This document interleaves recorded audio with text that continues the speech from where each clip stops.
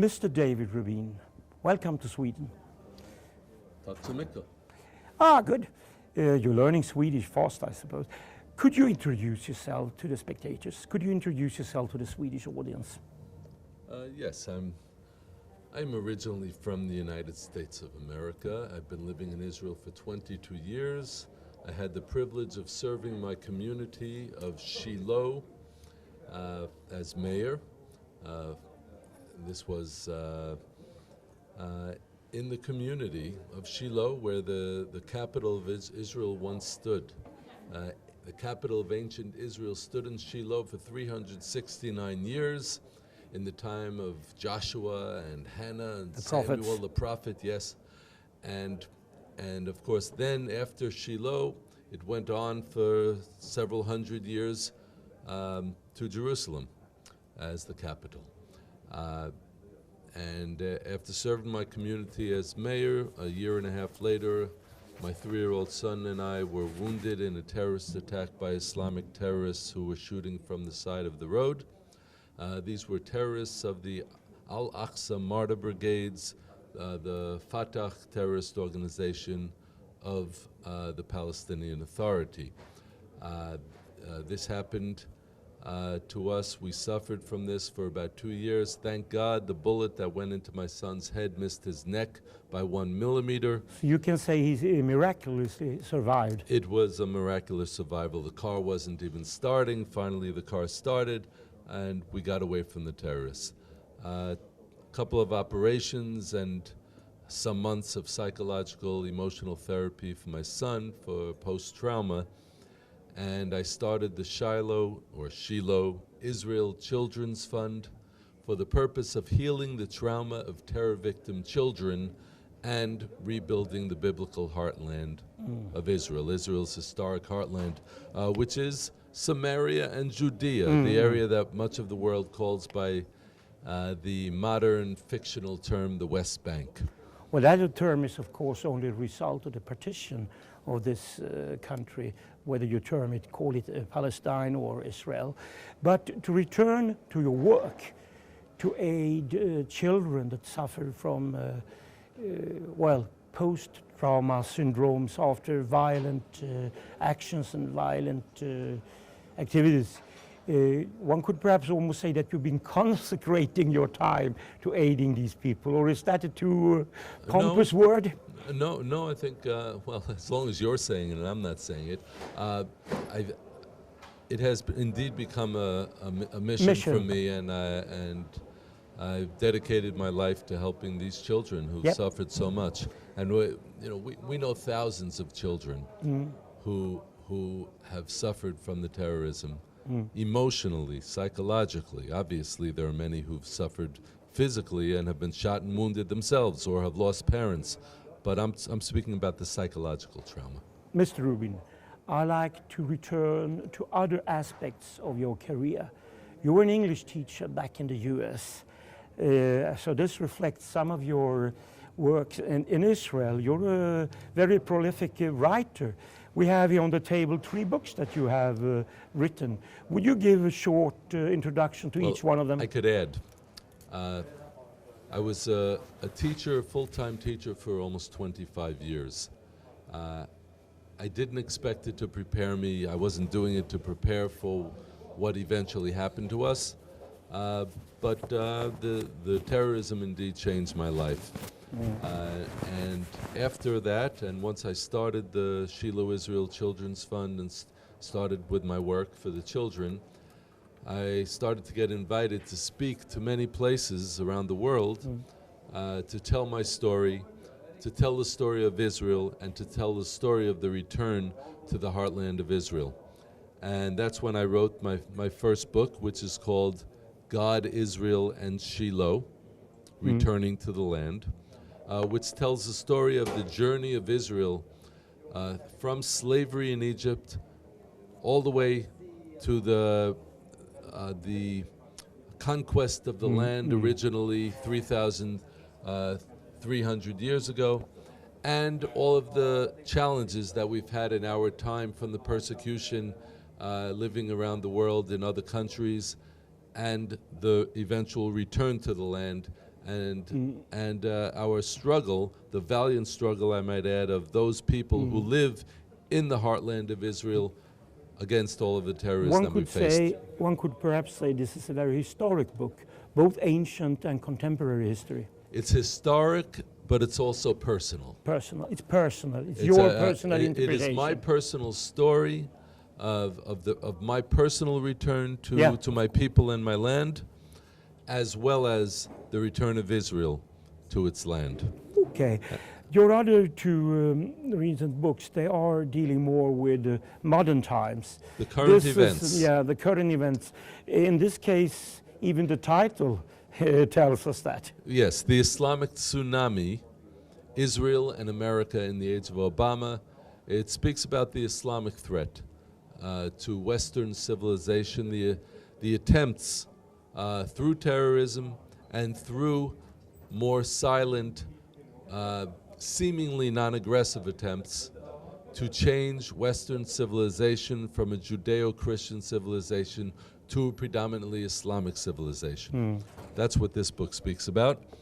And of course, my most recent book, which is Peace for Peace, Israel in the New Middle East. That title, Peace for Peace, is that an intentional play on words? Well, it actually was more, it turned out to be a play on words that actually rhymes. But the point is that for 50 years now, Israel has been banging its land for peace head against the wall, or I should say being forced to bang its land for peace head against the wall by various nations in the world. And the point is that Israel cannot make peace by taking its tiny country, which is maybe a fifth of the size of Sweden, and taking that area, handing over its heartland of that area where all of its raison d'etre, all of its historic places are located, and to hand it over to an armed band of Islamic terrorists, which the Palestinian Authority is. You can't do that and have peace. Well, so you hope that this could maybe serve as part of a peace plan, this book? Well, the last chapter of the book, Peace for Peace, is my peace proposal, which is called Peace for Peace. And I lay out the basic points with which I think Israel and its neighbors can achieve a true peace, and a peace for all of the residents of the region that will last and that will work. Thank you, David. I address you as David and not as Mr. Rubin, since I know you Israelis are very informal, like we Swedes. Well, thank you. You can even call me David, which is what I'm known as in Israel. Oh, not David, eller David in Swedish, David. That's right. Jag heter David. Ja, tack så mycket, David. Varsågod.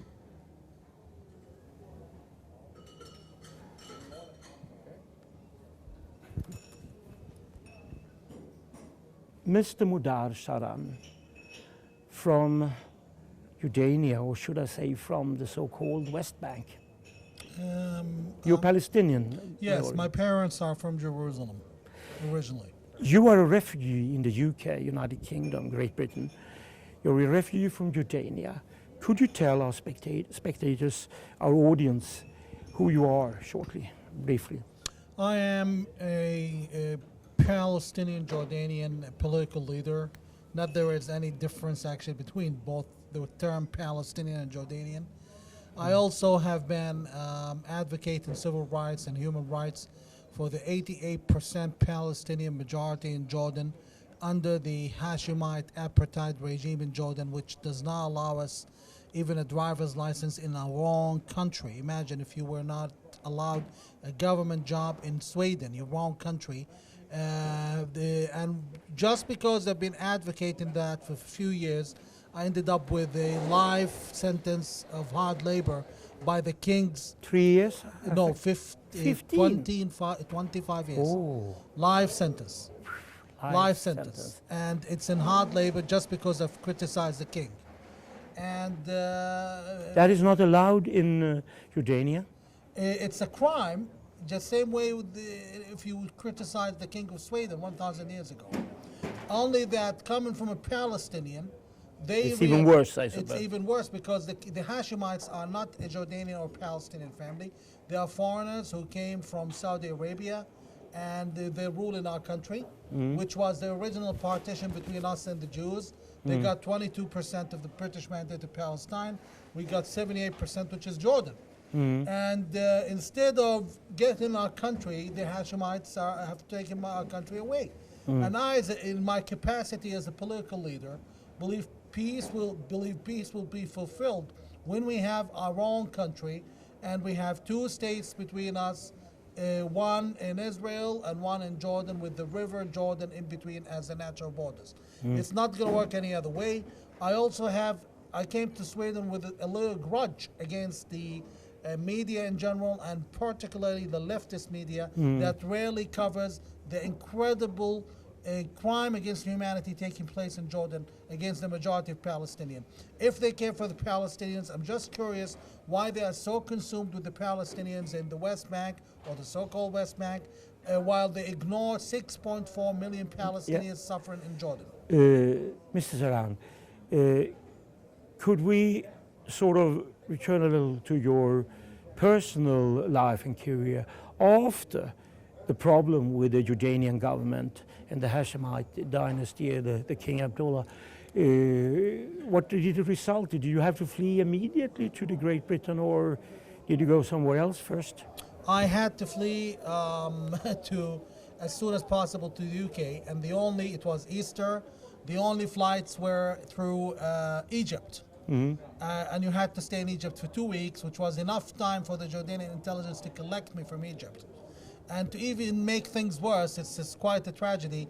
We had the Iceland volcano in 2010, which that blocked, was then, yeah, I remember. and there I was watching TV, knowing that if the volcano stretches any further and bans me from traveling to the United Kingdom, the Jordanians would get to me eventually. So it was a very terrifying situation. Me and my family, we did not deserve to go through this. We don't deserve the fact that I can't see my parents. I am a living example of how the Palestinians are treated in Jordan. But you have not been allowed to live in peace in the UK. Your opponents, what I say, your enemies follow you there, do they? Absolutely, absolutely. Threats, terror, you name it. We've seen it all. And there has been one clear assault attempt. I mean, like an assault where I escaped narrowly by someone, I'm not reluctant to say his name, Samir Muashir, one of the chief executive of the Jordanian airline. And he simply tried to hurt me and threatened to kill me in a public place. And this shows you what kind of king of Jordan is. He's not peaceful, he's not moderate, he's not democratic. Even though he and his wife show up for the wedding of the Crown Prince of Sweden, they're everything but a modern royal family. They are dictators. But do you have any understanding for the fact that the Jordanians, whether they have the Bedouin Saudi Arabic origin, or whether they are Palestinians from both sides of the Jordan River, that they can consider your views and your ideas about peaceful solutions with the state of Israel, with the accommodation with Israel? Do you have an understanding that it could be considered as a treason from their point of view? I disagree, because there has been enough evidence. A Yale University professor did a recent study. He's an Arab, so-called Bedouin or East Banker, showing only 8% of the Palestinian majority in Jordan would like to execute the so-called right of return. And also a U.S. embassy in Amman, cable leaked by WikiLeaks, showed that the majority, actually all Jordanian Palestinian leaders in Jordan would exchange civil rights and human rights for the so-called right of return. This has been 70 years old, this matter. Most people would not move. The chance of us leaving Amman and going back to Tel Aviv and Jerusalem and Haifa is the same chance of the Moroccans and the Africans and the others who came to Sweden 50 years ago picking up and going back to their countries. It's not going to happen. No. It's just common sense. Everyone has been beating the drum of that Israel is apartheid, and at the same time they're beating the drum that the King of Jordan is a moderate. How ironic. A democracy is an apartheid and a dictator is being called an Iranic. Honestly, I'm afraid I've come to a conclusion that the media and the others working the powers that be in the West either just hate Jews or simply extremely ignorant. So whatever the ideological, religious, or even judicial reasons behind the problem are, you are advocating a kind of pragmacy. Do I read you correctly? Do I understand you correctly? Absolutely. Pragmatism. Absolutely. Because you can't remove these people that wouldn't recognize the so-called original homeland. Absolutely, sir. Absolutely. The realities are forcing themselves, and I have news for everyone. The King of Jordan is in his weakest state. The Hashemite regime is in its weakest state since it's been established 90 years ago.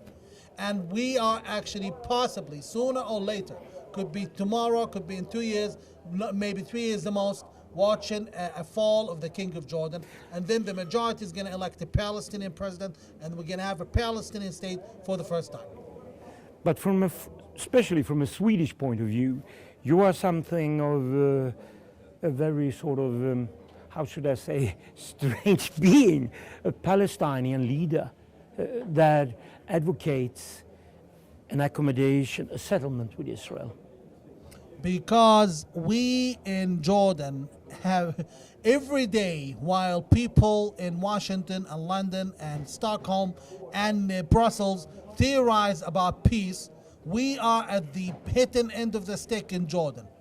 We are afraid to go to the police to report the robbery because we're afraid we're going to get tortured.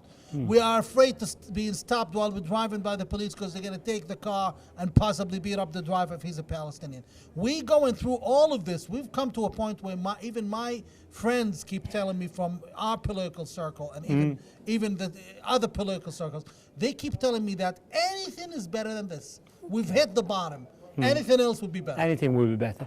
Thank you, Mr. Zahran, for sharing your views with the Swedish audience. And I think this is interesting to a lot of Swedes to meet a Palestine leader with totally different views from what we expect them to have. Keep your eyes on Jordan. You will see major changes that are going to change the map of the area very soon. Thank you. Well, Mr. Rubin, or Deras, I should call you, and Zahran, Mudar Zahran, you're one Israelite, or you are one Palestinian, Jordanian, touring Sweden together, and you give lectures. Is that correct? Since about a week, or? We've been doing it for a week, yes. Yeah, a week. What institutions or schools, where have you been lecturing? Well, we've spoken in a number of churches. We've spoken to a youth group as well, and we're speaking to the media, obviously, as well. We think it's important to reach as many people as we can with this important message. It's actually very interesting because we did not know each other until 1 week ago. Is that true? Yes. How was it arranged then? Well, we had a Skype meeting, and we spoke on the internet briefly, but we did not know each other personally. This is the first time that we have met, and the truth is, it has really been a pleasure. Obviously, he's coming from a slightly different perspective than I am, but we found that while there may be some differences on I would say 85 to 90% of the issues, we're in agreement, and if our two political views would come to the fore in Israel and with its neighbors, then I think that an accommodation could be reached. I'm not sure if that's going to happen, but I really believe that the understanding that of the need for a peace agreement that includes Israeli sovereignty from the Mediterranean Sea to the Jordan River, that is the only peace plan that could possibly work. the Palestinian Authority is a corrupt terrorist authority, and there cannot be an agreement with such a violent, hateful force. But there can be an agreement with the inhabitants of the region. The aim, the purpose of this tour, what is it? Could you answer that? Well, I need to explain that when this started, it was not the arrangement of two people who agreed to tour the country. It was actually, the original poster was a face-off. We were supposed to, expecting us to disagree and to even to argue, okay? And was asked of about my temper, if I would get angry and start hitting people. No. But you avoided that, I hope. No, it didn't happen. Not today. It didn't happen. Well, not today, but not yesterday. Today, maybe in the future.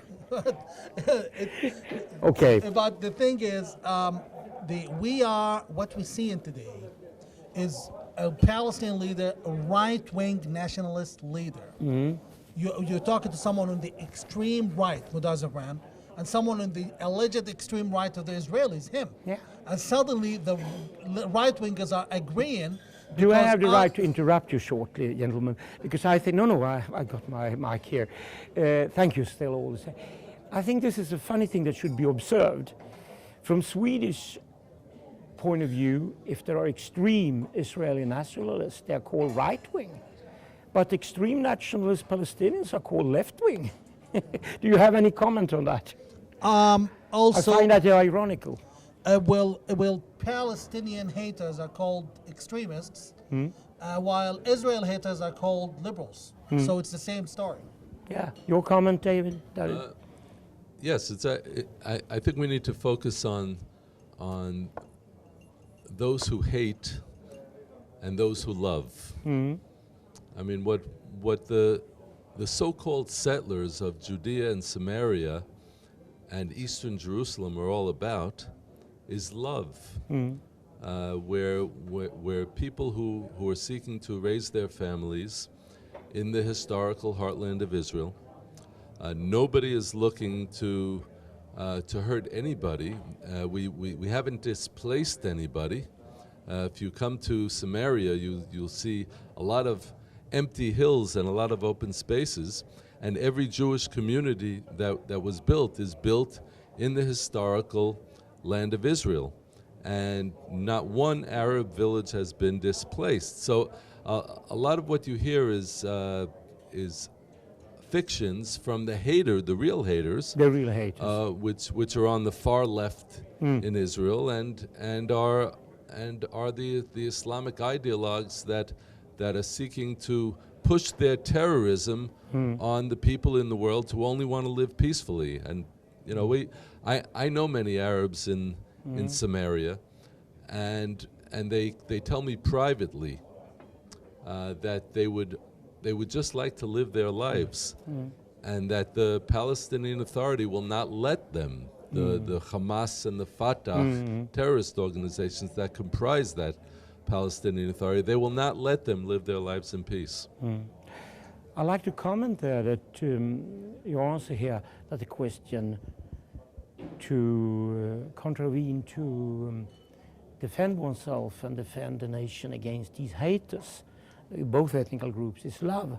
Because I seem to remember, if I read it on your site, that after being exposed to this terrorist action where both you and your son were wounded and your son almost lost his life, you decided to retaliate, but not retaliate with hate or violence, but with love and understanding and compassion. Right. My response to the evil of terrorism was to create the Shiloh Israel Children's Fund, which serves to heal the trauma of terrorism in children. And we are open to all children who suffer from terrorism and need healing. So yes, it was a response that could have reasonably been with anger, or could have reasonably been with depression, but my response was to respond with love and healing, and that's why I started the Shiloh Israel Children's Fund. And see. actually, if anybody wants to find out more, they can go to shilohisraelchildren.org and find out exactly how it all started. Thank you. To return to Jordania and the Palestinians, how do you keep in contact with opposition now when you're forced to hide in the UK? In today's world with the internet and social media, nothing is actually far. And always Skype is the main medium, and there's also, we've been creating complicated way of them connecting to me over Facebook and otherwise. And it's also more dangerous to the regime in my case because it's like a preacher. You know, when I say something, people who follow me and the followers accept the idea without necessarily talking to me. Like it's the ideology. You kill a person, you kill Mudar Zahran, like the king has been trying, obviously. You kill him, and you kill one person, but you won't kill the other. You don't kill the ideas, the ideology. In fact, you make him a martyr, and that would work even better. Yeah, and there's comparison, especially on the Muslim side in the Middle East. There are many great personalities that have been in exile for many years, decades, thinking about Iran and so on. Well, our Prophet Muhammad sallallahu alaihi wasallam, peace be upon him, was in exile in Medina when he went into the Mecca conquest. So was Lenin. He was in exile. In Switzerland and so on. Not good examples, maybe in Khomeini. Khomeini was in exile. So the man coming from the liberator, coming from exile, is quite a common story. It's quite a All common we story. want is free. Liberal, secular state for the Palestinians where it belongs, with a friendly relationship with everyone. We don't need the expensive king who has been preaching terrorism and hatred. We don't need the terrorist organization called the Palestinian Authority. Thank you. There have been many comments from your opponents, of course, that, but you probably they're indicating treason or things, but in your point of view, I suppose you think it's unfair, or how would you comment that they are accusing you of treason, more or less? Well, it's usually you identify a person by who his enemy is. Yeah. My enemy is the king of Jordan. He's been accusing me of treason, etc. So if the king of Jordan is accusing me of treason, and he is the enemy, public enemy number one in Jordan, he's the one who has been reduced. We have now in Jordan 165,000 cases of dwarfism in children. They can't find enough food.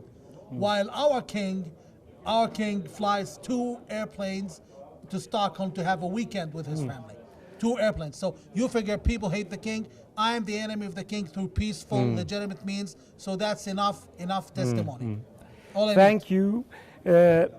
John, just one final question before the interview is terminated. Mr. Rubin, David, you had an article, I think, was it in December 2013 in the Jerusalem Post, where you wrote about your last book and a peace plan?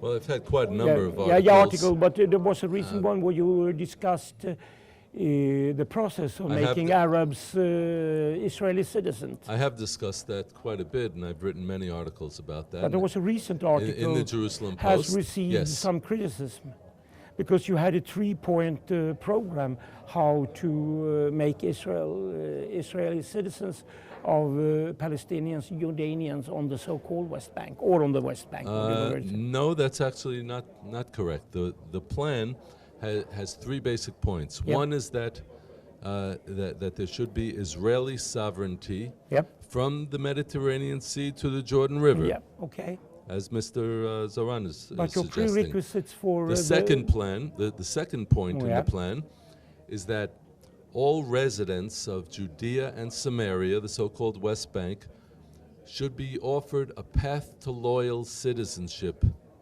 in the state of Israel. Okay, but that's it. Your description of it is that it's a path to loyal citizenship. All rather have considered it as a very long and harsh and difficult way before they can qualify. 2-3 years of study of Jewish religion, Zionism, and long and harsh are adjectives that that aptly describe the torture in the Palestinian Authority and the terrorism that they inflict on civilians. Look, what I'm talking about is a reasonable path to loyal citizenship. No free country has an obligation to have people living within its borders that are hostile and want to overthrow that country. Well, one could understand your concern for that, but what I propose is a course in Zionist Jewish history and civics, and an oath of loyalty to the State of Israel and national service, just like every other citizen has to perform. That's not unreasonable. Thank you. Due to lack of time, we have to terminate this interview, but I said it was the final question. But I would like, is there some kind of statement, very short, that could be put in 1 or 2, 3 sentences where you do agree? Something very sort of basic for a peace process.